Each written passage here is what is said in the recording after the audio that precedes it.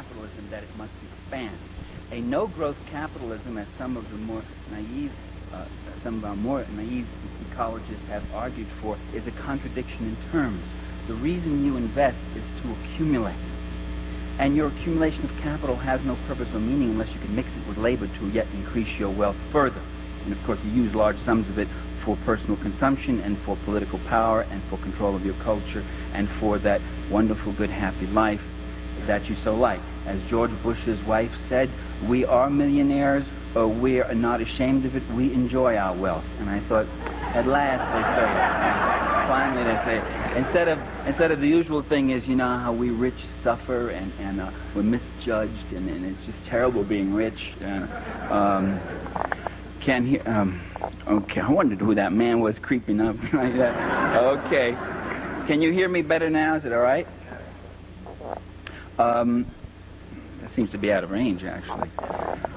This microphone has a mind of its own. All right.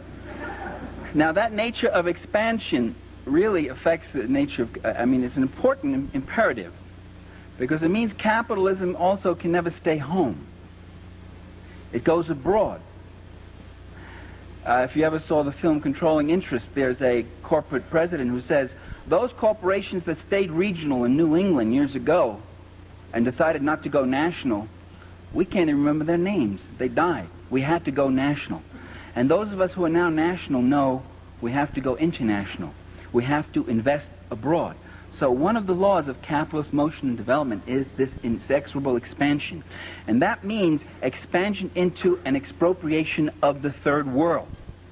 A process that's been going on for about 400 years, perpetrated by the Portuguese, the Spaniards, the Dutch, the Belgians, the French, the English, and most recently, most successfully, most impressively, by the Americans. That is by the ruling classes of these countries, not by the ordinary people. The ordinary people simply paid the costs of empire. The ordinary people simply sent their sons off to die on the plains of India or in the jungles of the Congo or in Latin America, wherever else. But that expropriation of the third world has been going on for 400 years, brings us to another revelation, namely that the third world is not poor. You don't go to poor countries to make money. There are very few poor countries in this world. Most countries are rich. The Philippines are rich. Brazil is rich. Mexico is rich. Chile is rich. Only the people are poor. But there's billions to be made there, to be carved out and to be taken. There's been billions for 400 years. The capitalist European and North American powers have carved out and taken the timber, the flax, the hemp, the cocoa, the rum, the tin, the copper, the iron, the rubber, the bauxite, the slaves, and the cheap labor. They have taken out of these countries. These countries are not underdeveloped, they're overexploited.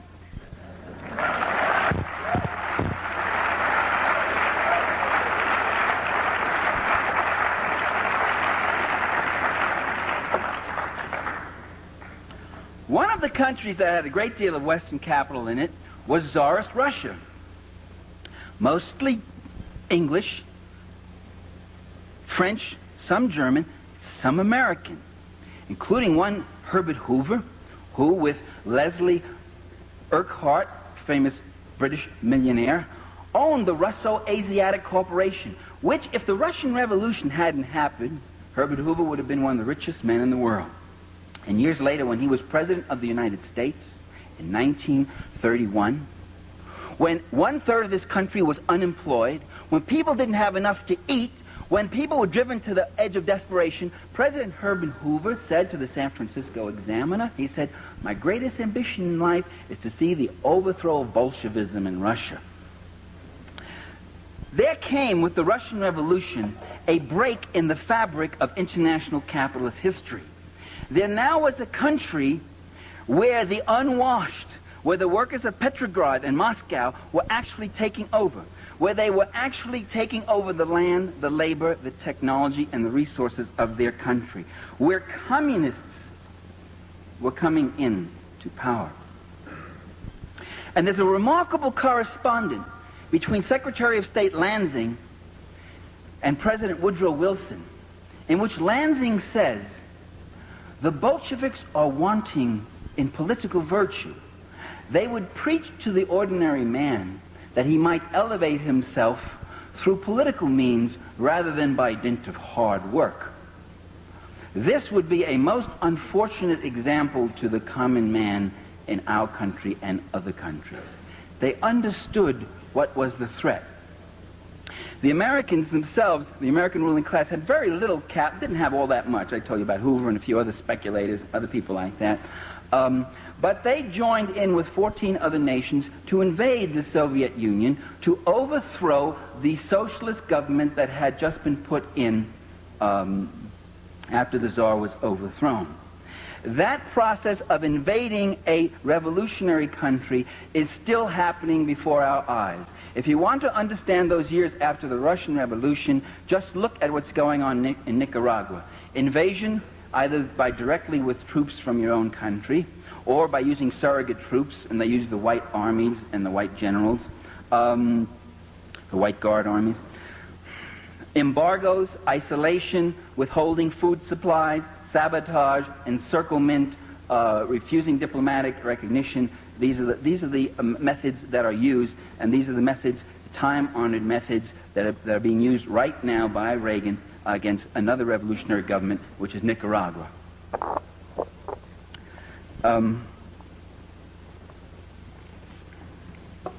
That process, this water has ice cubes in it that float right down your throat. That process of encirclement and destabilization continued right until World War II. On the eve of World War II, Foreign Minister of the Soviet Union named Litvinov went to, did I pronounce his name correctly? No, I can't say it that way. Went to the Western powers and called for an alliance with England, the United States, and France against Nazi Germany. And that if the Germans attacked Czechoslovakia, they would all join in, or attack Poland, or attack anybody, that all the powers would join in to fight Hitler and contain him. The Western Allies refused those overtures from the Soviet Union. Not because they were appeasers, not because they were simple and naive, quite the contrary, because they had a plan of their own, and that plan was Munich. And the plan was, we give Hitler Czechoslovakia and he goes east. And they were waiting for a war, and that war was supposed to come, and it was going to be Nazi Germany finishing off Bolshevik Russia. Just as they had sent armies in against Russia just a few years, less than a decade before, so they now plan to do the same. And so they've done again and again. And that war was fought, and most of it was fought on the Eastern Front. 7 out of every 10 German soldiers who died in that war died on the Eastern Front. The scale of fighting was enormous. The battles of Kursk, Stalingrad, the Battle of Berlin. There's nothing like it that happened in the Western theater, on the Western Front.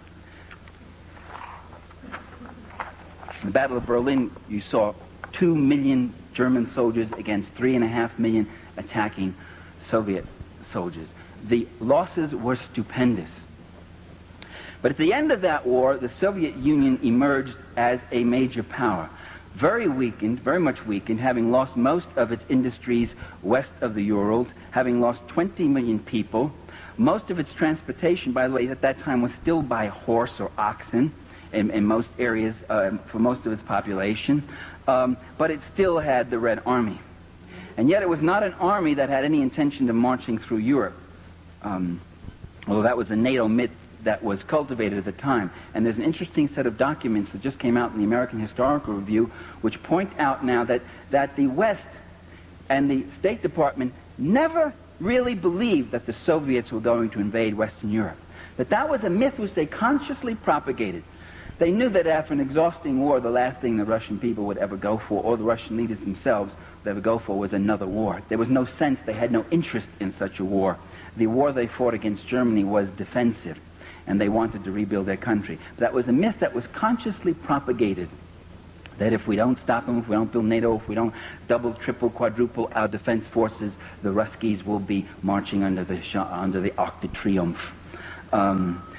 The point of all of what I've said so far is just to point out to you that the Cold War did not begin in 1947, but it began in 1917.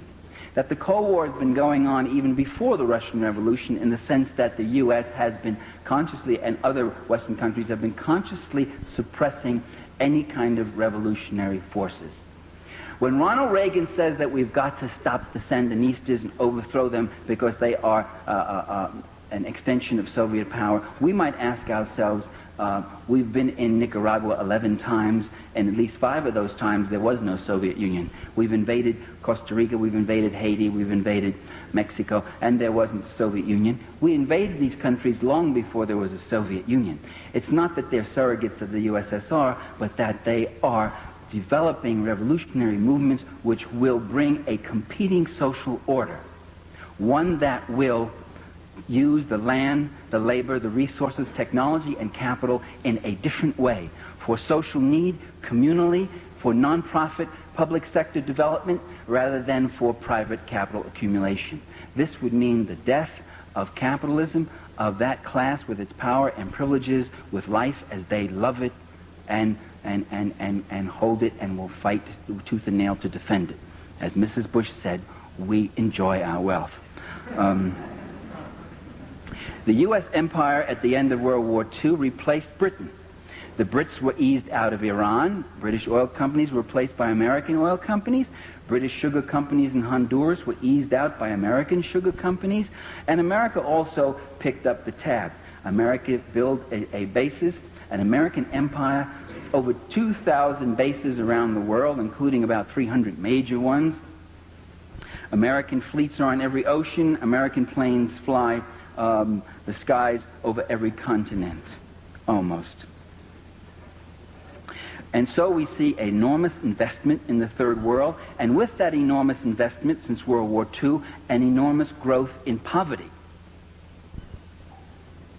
Now that's unusual, and that really goes against the accepted ideology, which is that attract investments in here because that'll bring prosperity and jobs, all that sort of thing. But what investment has brought to Haiti is the immiseration of the small Haitian farmers. What investment has brought in Latin America and most other countries has been the displacement of the peasantry, their proletarianization. They're being thrown into shanty towns to suffer poverty wages or chronic underemployment. What investment has brought with it also is increasing illiteracy, sickness, disease, poverty, and a dislocation and disfranchisement. A growing foreign debt and indebtedness, growing investment for cash crops. By the way, that's what the whole Mexican Revolution was about. Was the land going to belong to the Mexicans so they could grow beans and alfalfa and feed their people? Or was the land going to belong to the big sugar companies and latifundio owners so they could grow sugar to export as a cash crop to make more money, to yet make more money, or coffee or whatever else? And with that growth, with that investment comes a dislocation in the structure of the third world country, so that the whole infrastructure of it gets built around capitalist extraction, capital extraction. The economist Ray Brown, when he went to Cuba before the revolution, it was in 1958, he was there about a year or so before, was impressed by how every major road he saw went from a sugar plantation to a refinery to the seaport. While there were whole communities without roads, that couldn't get to doctors, that couldn't have schools, couldn't see a priest, the sugar companies had their roads. And when you send foreign aid to those countries, 9 out of 10 of those dollars goes to build the infrastructure, to subsidize the capital investment of the private corporations, or to pay for the police and the army of that country, not to defend it from foreign invasion, because Uruguay is not going to invade Bolivia, because Taiwan isn't going to be invaded by the Philippines. But they need those big armies to defend their rulers from their own people, because those people are in such a state of immiseration. So that's where our foreign aid goes. And as someone once said, foreign aid is when the poor people, that's us, of a rich country, give money to the rich people of a poor country.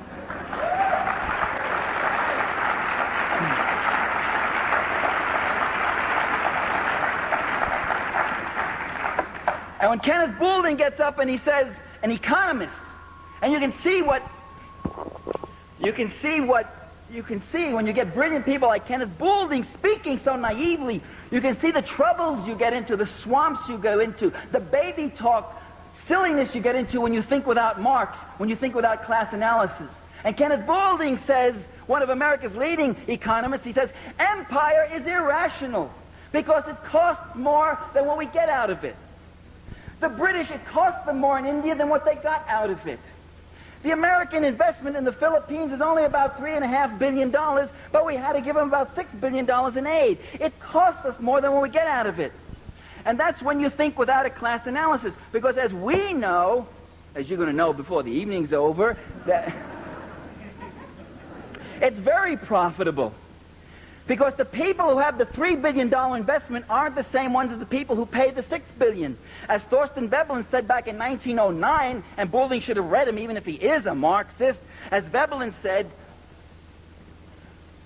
the wealth that's extracted from imperialism goes into the coffers of the select few, whereas the costs of empire are paid out of the common treasure of the people. And so it was with the British Empire in India. It was the Brits, the ordinary working people, who paid for the cost of empire. It was the Bank of England and the East India Trading Company that got the cream.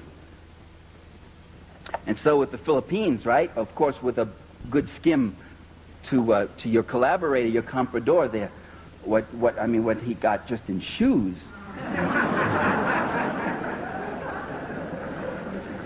For his wife. God knows his shoes for his girlfriends. Okay. Another resource in the third world that attracts capital investment. And you say to yourself, what is that mysterious resource? I'm looking at El Salvador, right? And I'm looking at the companies that are in El Salvador. And I look and I see Pillsbury, Procter & Gamble, U.S. Steel, Continental, ITT, Firestone, Ford. I'm saying to myself, wait a minute, what the hell's in El Salvador? A little sugar, bananas. What are all these companies doing there? What they're doing is they're manufacturing everything from energy rods to baking powder, from auto tires to computers. They're in El Salvador because of a very precious resource in El Salvador, which is the cheap labor, which is paying people 50 cents an hour. Instead of having to pay auto workers $15 an hour up here. You go down there and you pay them 15 cents or 50 cents an hour. That becomes a very attractive thing. And you go to South Korea. New York Times had a story about the South Korean farm girls who work in the textile companies that used to be in New England until they moved south. And then when the Southern workers unionized, they moved to South Korea, where there's a nice fascist little country where if the workers try to unionize, they get beaten up and thrown in jail or they get shot dead. And the Korean farm girls in those textile compounds are working for 18 cents an hour. 18 cents an hour for 12 hours a day, 7 days a week. No time off. And if you want a day off, you work a double shift if you want to go see your family again on the farm. And they live in compounds. That's the Industrial Revolution. That's 1870s. But that's big profit. And that's what they call capital investment, development, friendly nation, staunch ally, good relations, stabilization, stability.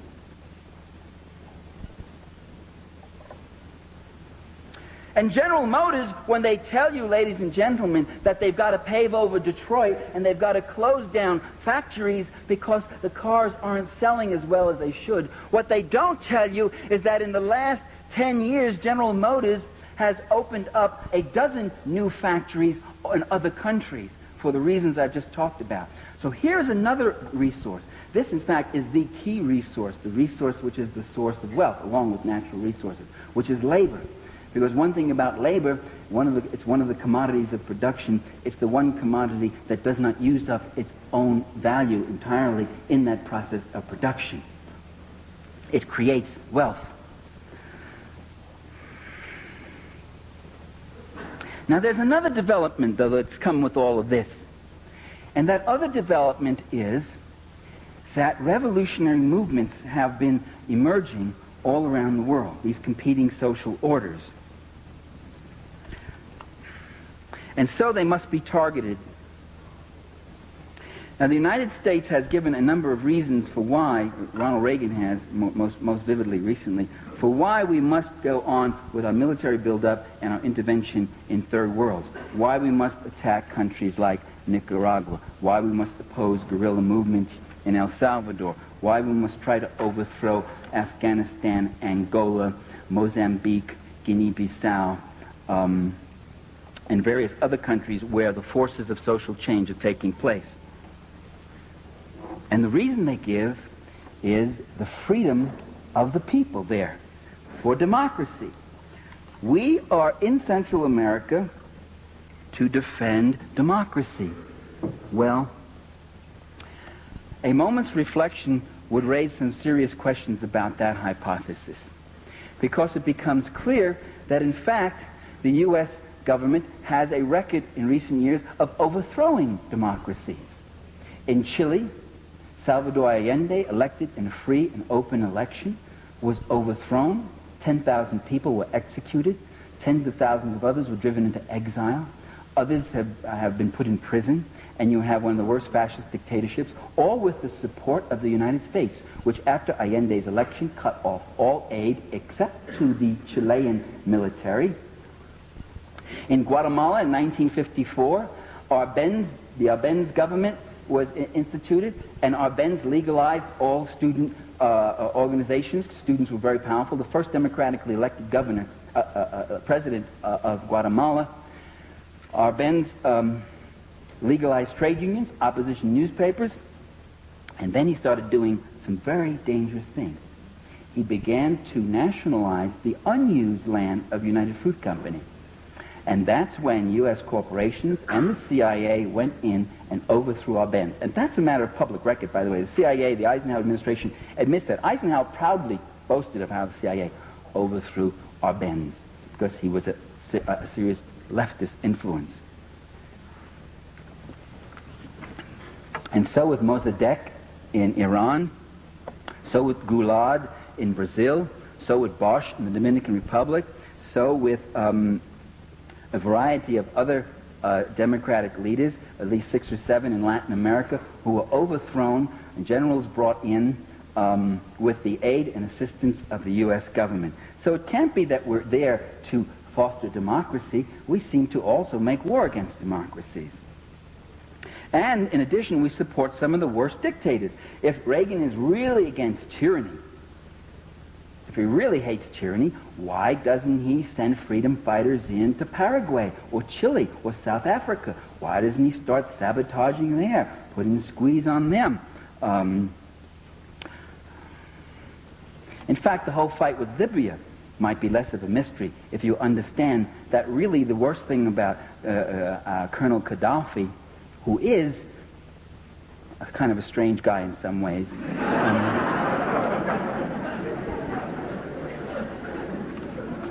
but not as strange as the media has made him out. He has called, and you don't know this, most of you who laugh, he has called repeatedly for negotiations between him and Reagan, for peaceful negotiations, for peaceful settlement of all disputes, and the Reagan administration has repeatedly rebuffed those overtures. That isn't put in the press. I'm not blaming you for not knowing it. You're not going to read it in that rag that I saw out there, that Colorado thing that said, terrorist targets hit in Libya. He has done that, and he's done some other things which make him really dangerous. It's not the terrorism. It's not the attack on the Vienna and Berlin airports, for which they have no proof that Libya was involved, and which they have proof that the terrorists came out of Syria. The troublesome thing about Gaddafi is that when he took over in 1969, he took over a country that was like Saudi Arabia, a country of mass misery, a lot of rich oil that went into the pockets of a few rich. And when his colonel's revolution took over, they got rid of the rich. They took all their extra houses and gave them to the poor. They put out a land reform program. They put out a public free school program. They started a national health medical program, something that we Americans still don't have. The Libyans have it. He planted 40 million trees and started massive irrigation and ecological reclamation. These are some of the things that Gaddafi did, and that's a dangerous example to the Arab world. He took a bigger chunk of the oil revenues and reinvested them into the needs of his own people, and the per capita earnings of the Libyan people are the highest in the Arab world, the highest in the third world. You didn't hear that in the media, did you? You didn't hear that on Dan Rather's Tonight. That's what's dangerous about Gaddafi.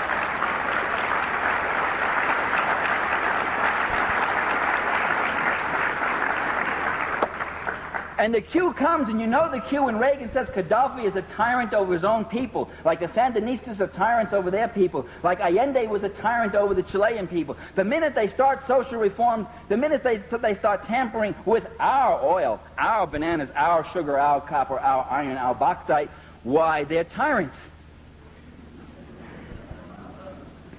The second myth that's given to us is that these revolutionary governments are hostile to us.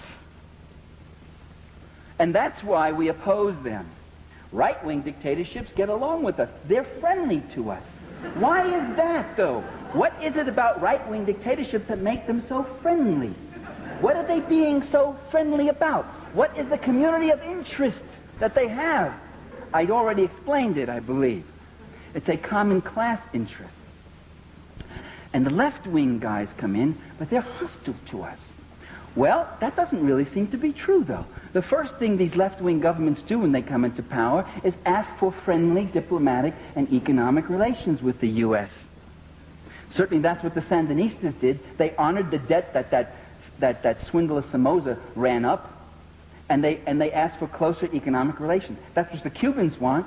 Every socialist country, from a huge power like the Soviet Union to a small power like Vietnam or Cuba, to a mini-micro power like Grenada under the New Jewel movement, every single one of them asked for more trade, normal political, economic, and diplomatic relations with the United States.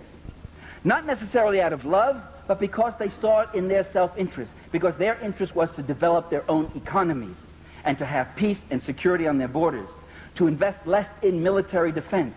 There was even an article on that in the New York Times in which Fidel Castro makes that point. We want to spend less on our military defense. It doesn't make sense to the Cubans. Why must they go 16,000 miles away to Japan to buy school buses? That's where the Cubans get them. They go 16,000 miles away when they could buy them right from Florida, 90 miles away. Why must they get their medical supplies from China and Czechoslovakia when they could get them from the U.S.? Cuba has the largest import tonnage costs of any country in the world because of the U.S. blockade, a boycott. So it's very much in their interest to cultivate friendlier relations. There's a substantive thing there, much firmer than love. No one's claiming they love us. And love, after all, you know, is a volatile emotion. It comes and goes. Much firmer than love is self-interest, and therefore the basis for some kind of normal relations with those countries. No, my friends, it's really the Reagan administration that runs with terror whenever there's the first sign of friendliness from a socialist or revolutionary country. Reagan, as Tom Wicker said, in regards to the Soviet Union, for instance, in armaments, Reagan will not take yes for an answer.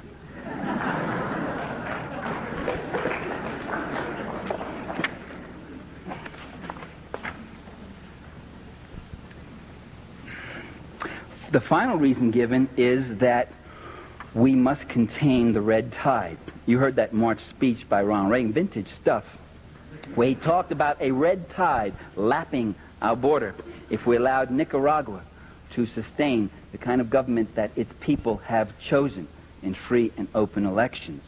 If we allow that, our own security is at risk. And you can see that superpower 60,000-man army of the Sandinistas cutting a swath up through Guatemala, Mexico, Texas, right up here into the heartland, right into Boulder, Colorado, dancing with your daughter and your sister. Do we want that?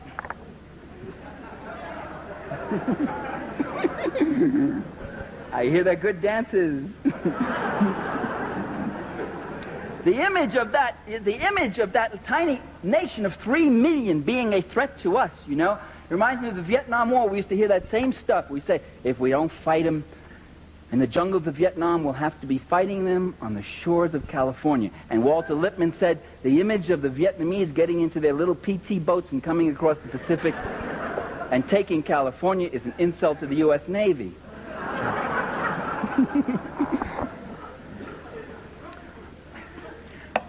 It's very hard to convince the American people that they should send their sons, and maybe, who knows, someday even their daughters, to go fight and die in some jungle to make the world safe for United Fruit Company or Chase Manhattan or Procter & Gamble or ITT.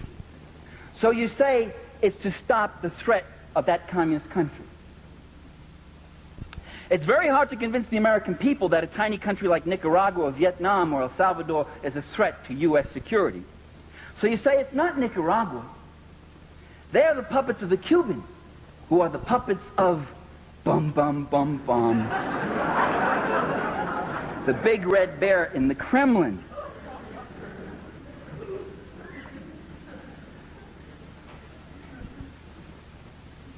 And yet again, as I just said, these countries continually want friendly overtures, continually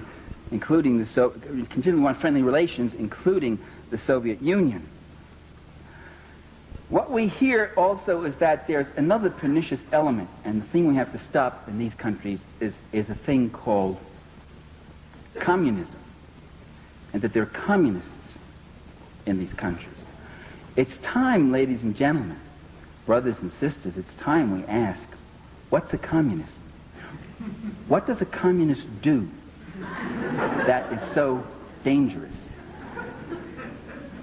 They would have us believe that communists merely hunger for power rather than wanting the power to end hunger. They would have us believe, well, the New York Times, let me refer to an editorial where they describe the undesirable and offensive Managua regime. By the way, these countries don't have governments, they have regimes. You'll see that in the newspapers all the time. We have government. And I said to myself, what is undesirable and offensive about Managua? Is it the land reform program, where they took all that massive land owned by those few rich compradors and gave it out to the people who were starved for land? Is it the farm co-ops that they're setting up? Is it the community industries and the public work programs to create jobs for people who have been chronically unemployed? Is it the food program, a ration of beans and rice for every kid in Nicaragua so that nobody, no matter how poor that country is, they're all getting fed? Is it having the lowest infant mortality rate in Central America despite earthquake and civil war and foreign invasion and attack and embargo? Lower even than Costa Rica, which is supposed to be the big show place? What's so offensive about Managua? It is those things in some degree. It is creating a competing social order. It is people, it is those who have been downtrodden, it has been those who have been used as fodder in the capital accumulation process, now claiming back the process of production, claiming back their own land, claiming back their own flag, their own dignity, and saying this country is going to be for us and not for you anymore, gringo.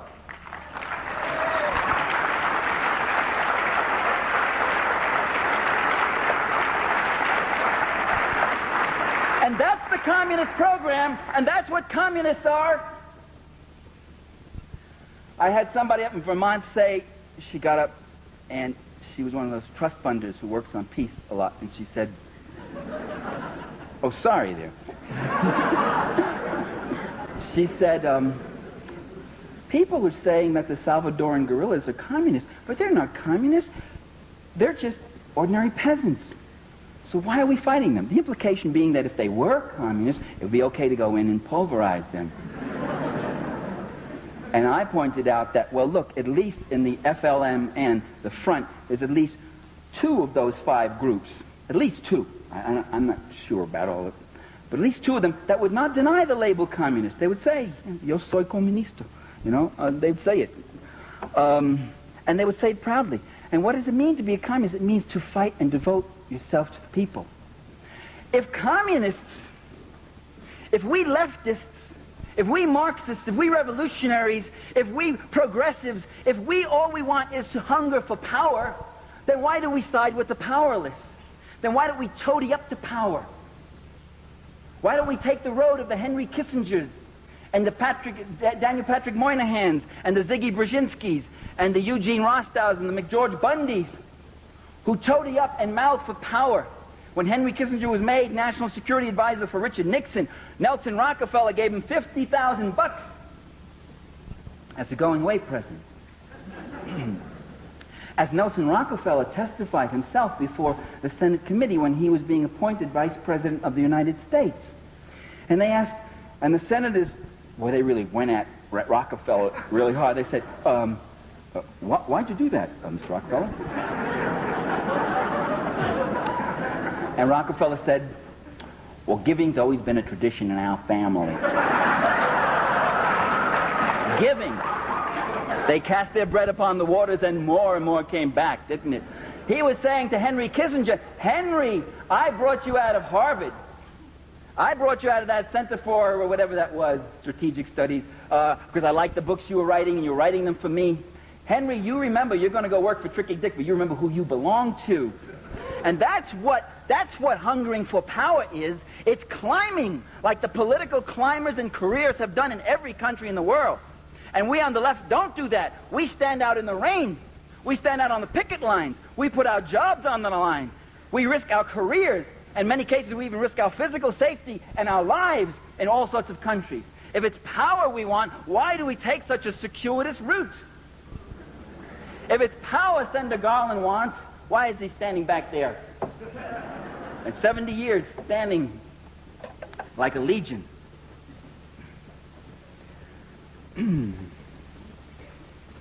Well, these communists do all these reform things, yes.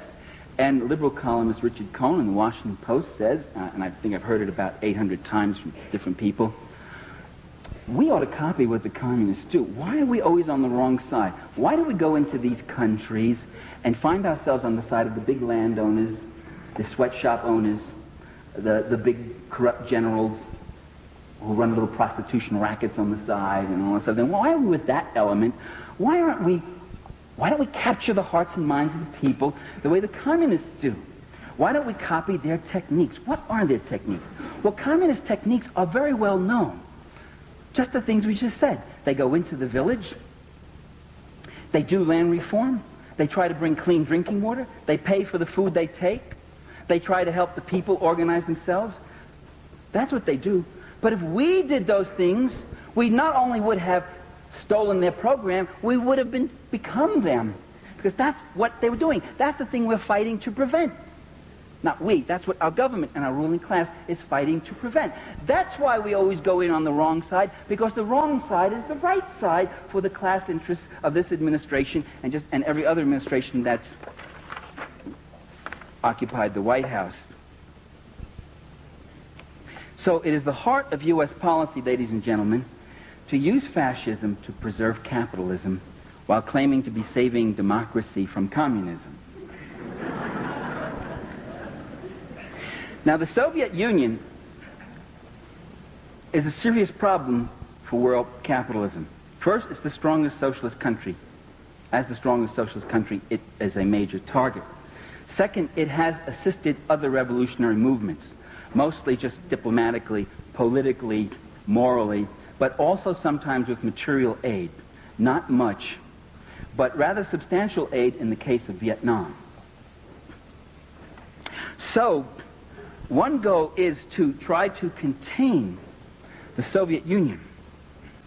The dream is finally to roll back the events of 1917, to undo history, to bring back that time when all the world belonged to us and there were no problems like this. And there became an encirclement of the Soviet Union. The most targeted socialist country in the world today is not Nicaragua, nor even Libya, if you want to call Libya socialist. I wouldn't quite call it that. It's got an erratic leader. He does immature things. It says immature things, but he's also dangerous from a class interest, but I still wouldn't call him socialist. The most encircled and threatened country is the USSR. It is the one that is targeted with all these missiles. There is, ladies and gentlemen, those missiles are not the result of an arms race. I maintain that there is no arms race, and there never has been.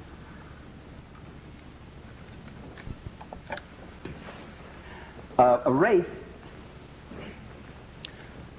as you know, the model of a race is the two proponents moving, each more furiously ahead of the other, trying to put as much space to get to some goal. That model doesn't explain arms escalation.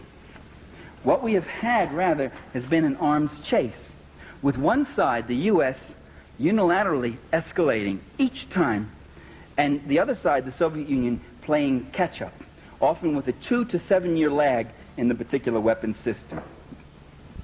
That was true of the A-bomb, the hydrogen bomb, the long-range bomber, submarine-launched missiles, the MIRVs, the multiple warheads, the ICBMs, tactical nuclear weapons, solid fuel rockets, and now even today with the MX, the cruise, the Pershing, and the neutron bomb. The race model doesn't explain it. It's a chase. As the Soviets said just several years ago, don't build a neutron bomb. If you build it, then we will have to build it. Don't build the MX. If you do that, we will escalate on our ICBMs. That's hardly a race. That's more of a chase. The other side, asking that this escalation not take place, and then when the escalation does, it reluctantly moves on and enters it also. Reluctantly, I say, because the arms race has had a tremendous damaging effect on the Soviet economy. Every time they have to build another tank, that's one less subway car for their subways. In the USSR, any city that reaches 1 million people gets a new subway built in it. Every new missile means that much less quality consumer goods. It also, by the way, has the same drain on our country, but it's not as evident given the kind of country it is. The arms race here, the defense spending is, of course, an enormous shot in the arm to the owning class in terms of profits, guaranteed cost overruns, fat contracts, and so forth. The Soviet Union has a capital shortage, unlike the U.S., which has a capital surplus. And so, therefore, this deprivation. The Soviet Union has a labor shortage, unlike the U.S., where there are 20 million people underemployed. It has a smaller industrial base, so to match us, that's a greater drain on it.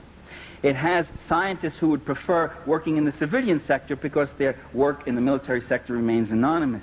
Managers who would have management jobs in the civilian sector. In short, it has a number of rational reasons why it would like to diminish the arms race.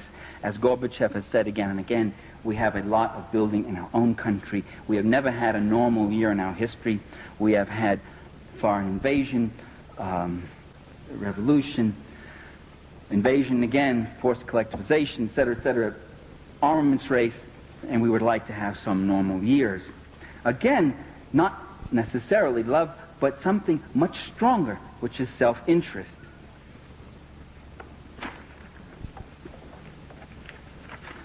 So I would argue that Soviet escalations have been mostly reactive and defensive to U.S. escalations. This is true also if you look at the Soviet Navy.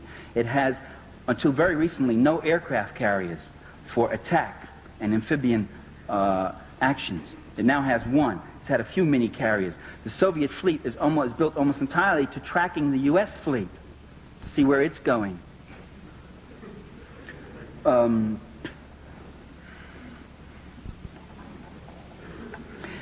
Soviet interest in disarmament is reflected in the proposals that they have made.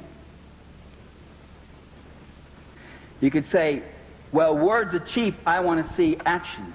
First of all, words aren't cheap. Words count too. What a nation says is reflective of what it's doing. But actual moves also have been taken. For instance, one, the Soviets proposed the eventual disbanding of NATO and Warsaw Pact armies. A proposal, a gradual, mutual de-escalation, step by step on each side. 1, 2, 1, 2, that, now like that. The U.S. turned down that proposal, would not even study it. The Soviets proposed, in the last 4 years, nuclear-free Europe, reducing their medium-range SS-20s and all those to match the 162 which France and Great Britain had. That was a proposal made 3 years ago. It's a proposal which Gorbachev has brought forth again. It's one which Reagan has ignored, but simply to quote for zero sum, and without the two reasonable stipulations which Moscow has asked for, namely that if we get rid of all our missiles both sides, we also guarantee that you don't transfer any of your existing missiles in Europe to the French or British, and the French and British begin to get rid of their missiles. Or at least at this stage, they freeze them. And in fact, the French and British now are increasing their number of intermediate-range missiles. And remember, intermediate-range missiles in the West, cruise and Pershing missiles in Western Europe, are not intermediate range. They can reach Soviet soil, so they are strategic. They can hit Soviet ICBMs. Soviet SS-20s are nasty weapons indeed, but they cannot reach the United States. They cannot knock out any MXs or ICBMs. They are not first strike potentials. Another thing to remember, cruise and Pershing missiles that are now in Europe have a 7-minute strike time. That's the end of deterrence. And this is why Gorbachev and the Russians are beside themselves about the cruise and Pershing. This is why they walked out of Geneva in 1983, because Reagan refused to negotiate on the cruise and Pershing. This allows Reagan to turn around and say, we went to Geneva, but they walked out, as he's going to do now with this latest cancellation. So what you do is you shove a person away, you act hostile toward them, they get up and they say, well, you obviously don't want to negotiate, they walk out, and then you turn to your people and say, you see, they don't want to reach an agreement. If it takes me a half hour to get my missiles over and kill you, and you a half hour to kill me, then in that half hour after I let mine go, you know they're coming. And you let yours go at me. That is a deterrence to me. However, if I can reduce the striking time to 7 minutes, and they're so low and fast, and your radar can only pick them up in the last 2 minutes, I now have a first strike capacity on you. You no longer have deterrence. I no longer can fear your missiles, because my missiles are targeting yours. And I'll knock out all your missiles, and then I'll have a second strike capacity to hit you. You'll have a feeble retaliatory strike.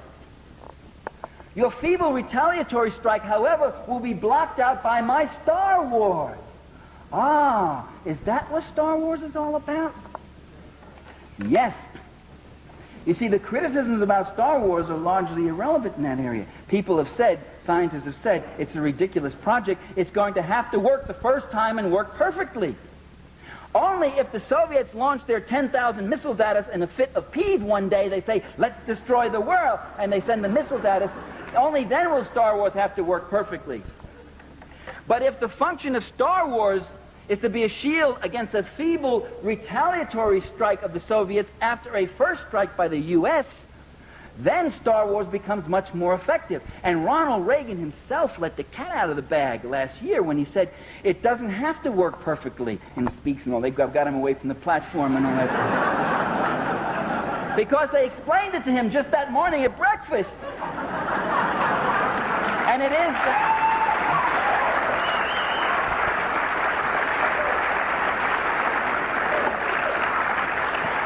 that if I can only block out 90% of 10,000 missiles, I'll be destroyed by 1,000 missiles.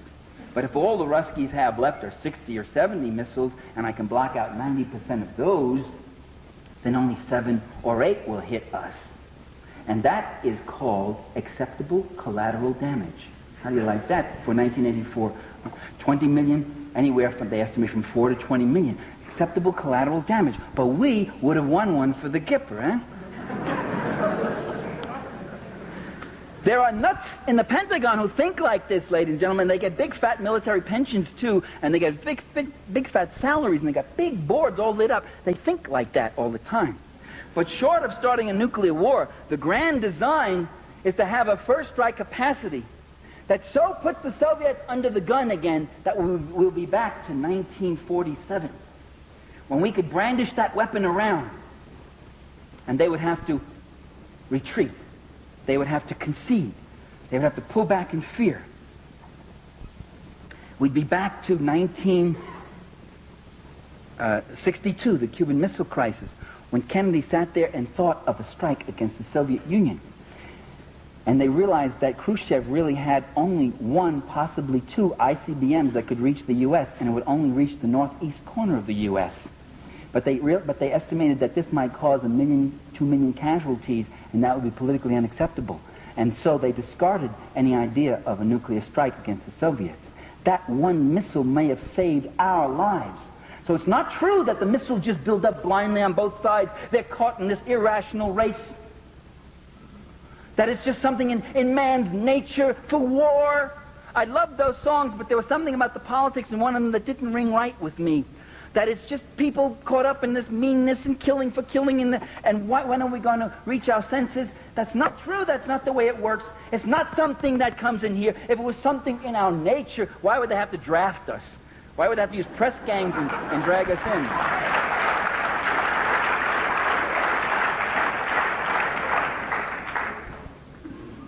The Nazi leader, Hermann Göring, said, nobody, no poor Slav wants a war, not even a German. Not even a German. What does he want to sit in a stinking trench with the smell of blood, listening to the screams of his buddies lying there, quivering with cold and terror? Where does he want to be? He wants to be in his home. He wants to be on his farm. He wants to be with his family. No poor Slav wants a war. You got to drag him out and dress him up and beat the drums and wave the flag.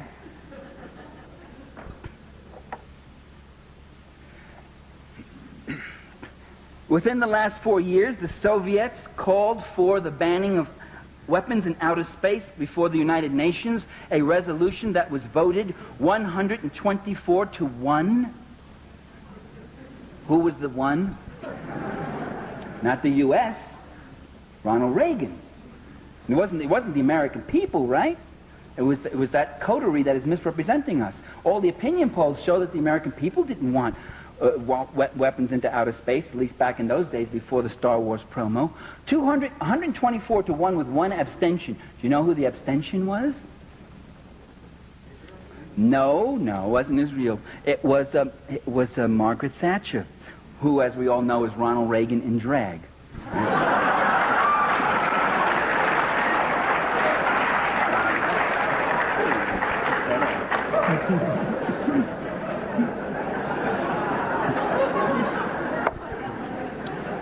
The Soviets have signed a no first use pledge, a pledge that we will not be the first to ever use nuclear weapons, and the only reason they signed that is because they cannot imagine any time when it would be in their interest ever to be the first to use nuclear weapons. They haven't ruled out the possible use of them, and they keep building too. That no first use pledge, the U.S. has refused to sign it. Well, so what? That means less hypocrisy, because when push comes to shove and the missiles are going to fly, they're going to fly, right? No. What nations say is an indication of their interests and their strategies to some degree. Sometimes there's lies and deception. The U.S. cannot sign a no first use pledge because no first use, because they have threatened, every administration has threatened the use of nuclear weapons. It's part of U.S. foreign policy. That's what Star Wars, that's what First Strike, that's what Cruise and Pershings are, is to gain dominance again over the socialist countries, over the third world, by having nuclear superiority. The U.S. threatened first use and thought of using nuclear weapons at Khe Sanh during the Korean War. Eisenhower did. Nixon thought of using nuclear weapons at... what was that battle? During the Tet Offensive, but was that Khe Sanh? I'm getting my wars mixed up. In Khe Sanh in Vietnam, and I forget what the other battle, the Reservoir Battle in Korea, was Eisenhower. The Eisenhower administration not only deliberated using them, but actually decided to at Dien Bien Phu, and said yes, and offered nuclear weapons to the French. And said, "Do you want to use some of these tactical nuclear weapons at Dien Bien Phu?" And the French refused. They took the defeat instead. So they were quite ready to use them then. And any number of occasions, by the way, the use of nuclear weapons, the Kennedy administration and the Cuban Missile Crisis seriously considered the use of nuclear weapons against the Soviet Union, as I mentioned before. So it is a part of policy. It is one of the weapons that are to be used to maintain imperial hegemony, to keep history from happening, to keep people under the gun.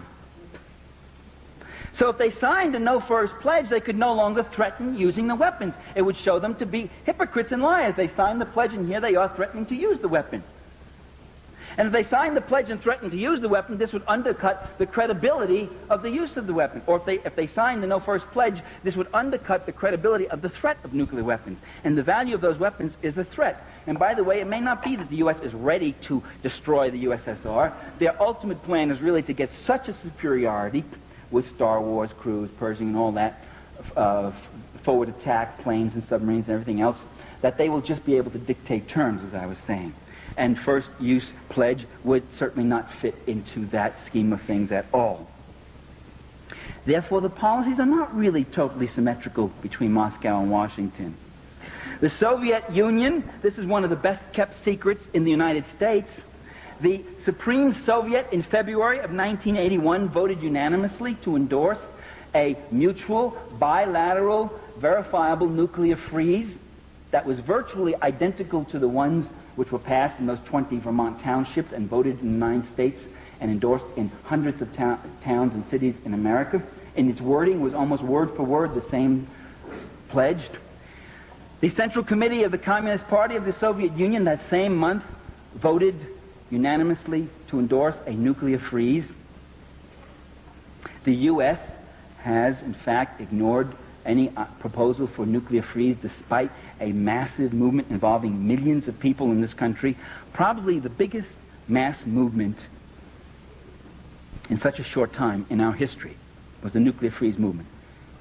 You don't realize, some of you are too young to realize what history you're making, You don't realize, but it's incredible. It dwarfed, in its numbers, it dwarfed the anti-war movement, at least for the first 5 years. It dwarfed the civil rights movement. It dwarfed the union movements and struggles in the 30s. And the sheer numbers of people who signed up, who marched, who demonstrated, who wrote letters, who pledged for nuclear freeze, it was a mass movement. And the Reagan administration simply ignored the whole thing. Didn't exist. Wouldn't hear of it. Wouldn't consider it. It didn't fit into their very rational plans of a different kind of world. The Soviet Union has called for the reduction of ICBMs. The Reagan administration refused to negotiate it, or totally ignored that offer in 1982, and ignored it again when, more dramatically, Gorbachev came up and said, let's not negotiate it, but let me give you numbers. A 50% cut, both of us, right off the top. Let's start.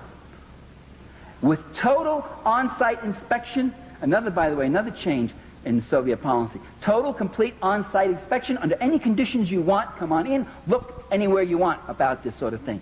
And the U.S., again, won't take yes for an answer. Ronald Reagan won't. The Soviet Union had a unilateral and observed, and still observing, a unilateral moratorium on anti-satellite weapon testing. The Soviet Union called for last year cuts in conventional forces, again, NATO and Warsaw. The Soviet Union unilaterally observed a moratorium on underground nuclear testing, and has called for a total ban of all nuclear testing, because Gorbachev knows that if you stop nuclear testing, that's the end of the development of nuclear weapons. You can't develop nuclear weapons if you can't test anymore. And Reagan knows that also, and so he's ignored the proposal. The Soviets unilaterally, last year, as you know, said we will not test for the rest of this year. And the Reagan administration said, oh, that's because they do all their testing early in the year, and they've got them all done already, but we still have a few tests. Okay, maybe that's it. So do all your tests, catch up, and when it comes December 31st, you say to them, we're going to observe it too. Didn't do that. January 1st came, and Gorbachev said, we will extend that moratorium several more months. And the U.S. said, oh, they extended because they don't test in the cold months, January, February, March. They don't test then. Although they supposedly do all their testing in the early part of the year. I don't understand that one. And then when they extended the moratorium yet a bit further, the argument was, this is a propaganda ploy. They're trying to appeal to the American people. And we, in order to reach the ultimate point of getting rid of nuclear weapons, will have to continue testing right now. And what was a masterful phrase of double think. I mean, that was an actual quote. I wish I had it. I couldn't find it in my materials on the plane. What I'm arguing here, ladies and gentlemen, is that U.S. foreign policy is not foolish, it's not stupid, it's quite rational. When someone says, what are we doing? We're opposing guerrillas in El Salvador and we're supporting guerrillas in Nicaragua. That's quite rational. Because the guerrillas in El Salvador want to change the social order, and the so-called guerrillas, they're not guerrillas, they don't live with the people and build their base in the country. The mercenaries and contras who are attacking Nicaragua want to bring back the old order. There's a very rational system. They're not foolish, they're not confused, they know what they're doing. It is to defend the class order, to make the world safe for hypocrisy.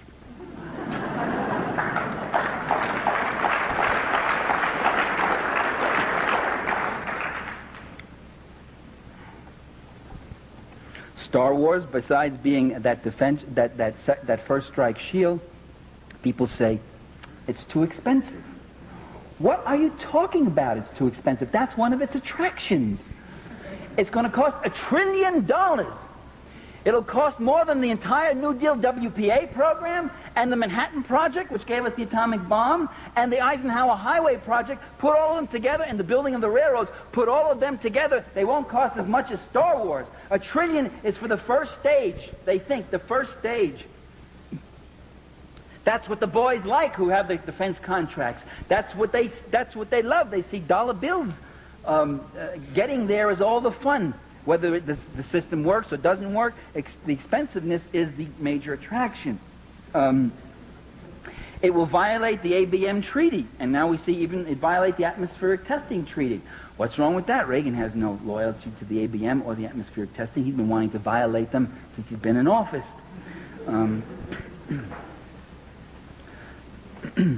Now, having said all this and giving you this picture, I would like to add something else. That the ruling class rules, but it doesn't rule quite in the way it wants to. That in fact, we must not be overwhelmed by these facts or this analysis, but we must be enlightened. We could understand why they do these things. Ronald Reagan is not stupid. He gets confused. He goes to Ecuador and says, it's wonderful being here in Colombia. You know, I mean, he does things like that, and he muffles on questions. Reagan, though, has been the most successful and rational and persistent president that I have ever seen in office in every single area, whether it's NLRB or busting unions or cutting human services or his treatment of the environment, he has, or defense spending or foreign policy, he has advanced, or the appointment of reactionary judges, every single area, defunding the left, whatever. He has not left a stone unturned. He has advanced and pushed persistently. He has a cohesive goal and program. It's the goal of Cap Weinberger and Pat Buchanan. It's the goal of the radical right, and he has been rather successful at it, but not completely, because at the same time, in the years that Reagan has been in office, the protest has grown. Democratic forces have grown. Changes continue throughout the world. Peace forces in the Soviet Union. By the way, there are massive peace forces. Millions of people marched. The Leningrad Peace Committee. There were photos of these people marching with these banners. No missiles east or west. And again, you should make a distinction between a country which supports and encourages a massive peace movement and a government like ours which derides it, red baits it, ignores it, or puts it down. A nuclear freeze movement. Democratic forces have grown in power since Vietnam. Do you realize that Ronald Reagan has not invaded Nicaragua? I mean, do you realize, as I said before, that the United States has invaded Nicaragua 11 times and has actually occupied Nicaragua 3 times, including for periods of as much as 10 or 13 years, and the Marines went in there and burnt huts and killed people and raped and murdered and dismembered people? Coleman McCarthy just had a column in the Washington Post of a 78-year-old guy who said, I was in there when we were fighting Sandino back in 1928, and when I got out as a young kid, I had nightmares for years after. I shot innocent people. We saw guys getting their genitals cut off and tortured. The Marines did that. Do you realize that? Do you realize today the United States has a striking power, a deployment power, a force, a delivery power that's 1,000 times more powerful than anything Calvin Coolidge had? And you got a president that's 1,000 times nuttier than Calvin Coolidge, who would like to go in there, who wants to go in, and yet he hasn't? Well, what's held him back? It's the democratic forces.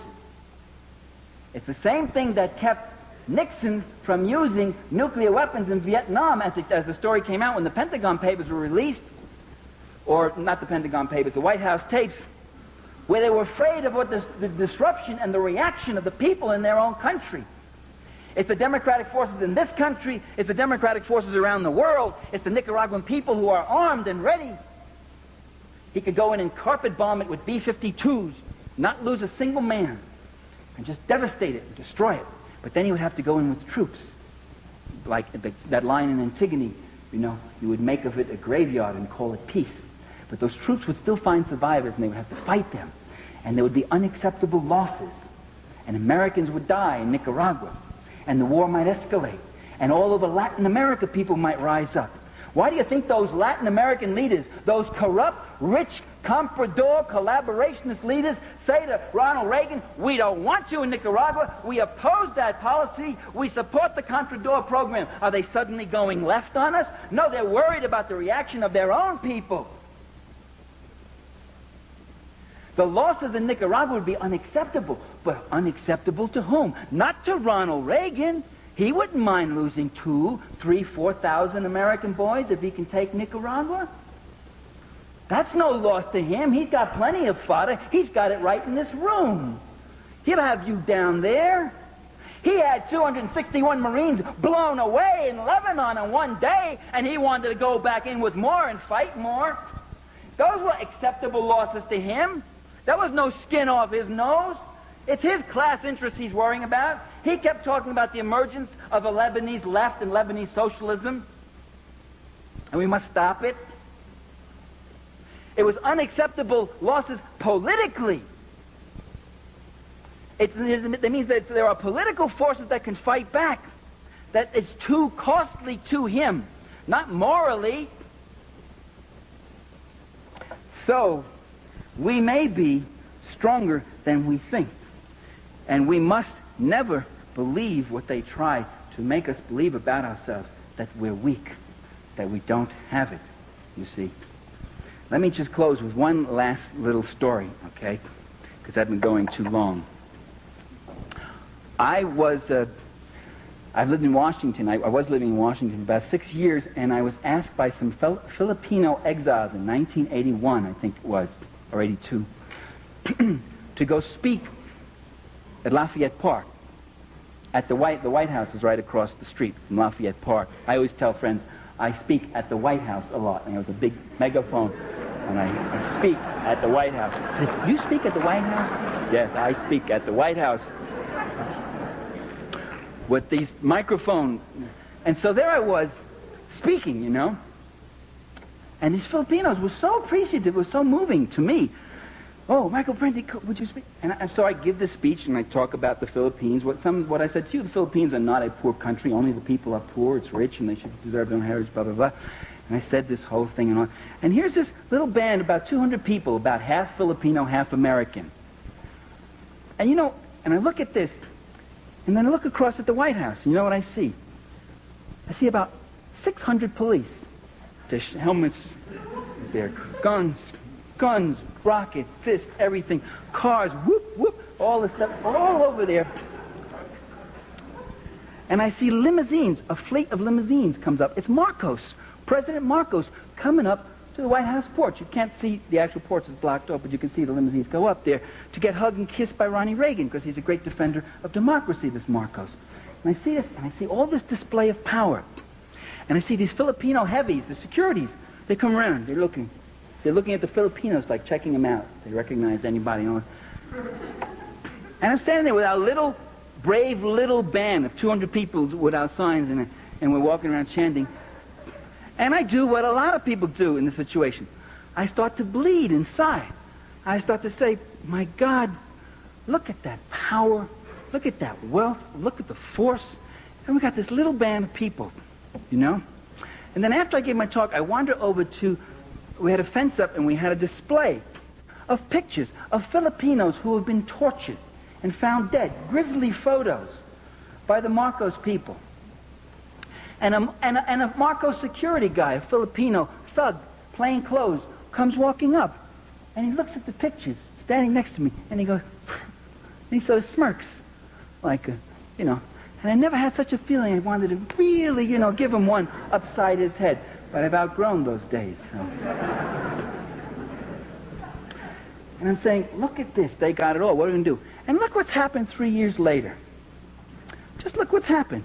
This incredible transition. Democratic forces mobilized. And this Marcos just blown away. Just remember who has the source of power. When the people get it together, they have a strength like nothing seen. When the democratic forces move, the forces of reaction must retreat.